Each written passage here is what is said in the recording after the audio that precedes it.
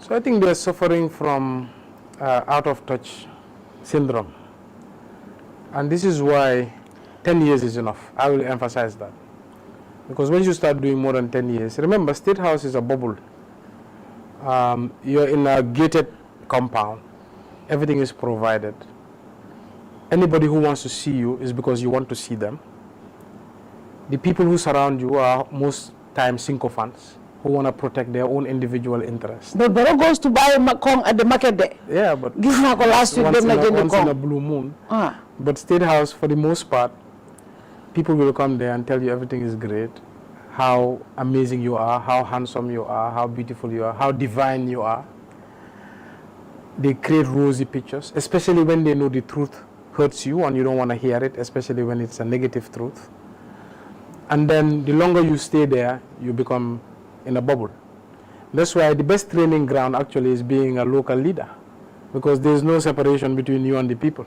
I don't decide who comes to my office. And if you come to my office, I don't have a way to escape you. The only way I can escape you is to walk past you, and I cannot do that, right? So it is very important for our head of state to be in touch. Secondly, also, you must have empathy. To talk about the economy and the country like it's a joke. Oh, the Tubab said, I'm doing so well, I'm doing so well. When people are genuinely suffering. 90% of Gambians are suffering. I can tell you that for a fact. Even people who look like they're doing well are not doing well. Yeah. One of my uncles once told me, Gambia, fii ñu bari dañ mel ni dañu wër de dañu oray de on dañu bari ñi ngay dox ak psychological problem related to scarcity. Scarcity brings domestic problems, gender-based violence, child abuse. You know, it brings a lot of community problems, diseases, sickness, lack of education. It has human development implications. So as a leader, you always have to have that empathy and that connection. Now you look at Gambia as a country and you talk about its economy. First of all, let's talk about our GDP, our gross domestic product. 30% of which comes from remittances. Yeah. Basically diasporans feeding their families from abroad.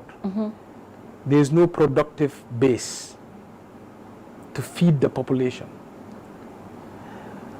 Almost 90% of food is imported. Yeah. Now imagine, we are growing a population based on imported food.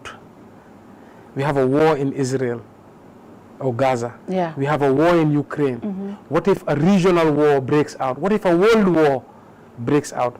And now more than ever, we are closest to a third world war since 1945. We are closest to a third world war since the Cold War, in the 1970s. We are growing a population. Our population growth is based on imported food. Yeah. So we don't have food security. So if there's a global crisis, we will die of starvation.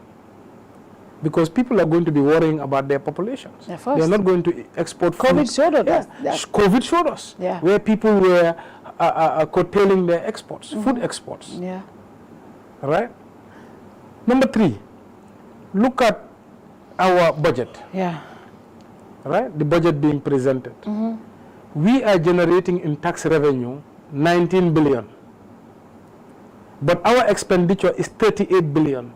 The difference, 19 and 38, right, is based on grants and borrowing. So we are not generating enough tax to pay our own bills. So we are borrowing almost half of our expenses. We are depending on grants, which will also disappear when there are global shocks, and aid, and borrowing. And we are paying 3 billion out of that 19 billion on interest, on loans that have ballooned from the Yajame era of 48 billion to now 111 billion. In just 7 years. In just 7 years. Yeah. And we say we have the best economic growth in West Africa. I hear them both 6% or 7%, I don't know. Yeah. But look at inflation. Regular inflation, meaning the price of goods, is increasing 16% year on year. When it comes to food, inflation is 20%. If the price of bread was $8 last year, it's going to increase to $10 in next year. So when you have 6% economic growth, but the cost of goods is growing by 16%, are you growing? No, you're not. All right? So, look, these are just common sense figures that Gambia is in deep crisis. And any small problem in the global stage, we have a problem. Huge problem. And you look at our youths, okay? You look at general poverty is 55% now. More Gambians are in poverty than Gambians that are not. And this is deep poverty, not just regular poverty. And then you look at our youths who are now, every day there's, people are giving birth. The population is growing drastically. The youths are not having jobs because the productive sector is not creating employment. So now you have 10,000 youths going irregularly to Europe every year. 10,000. Wow. Many of them are dying on the sea. So Gambia is in deep, deep crisis. You talk about infrastructure. One road being constructed, that's not infrastructure.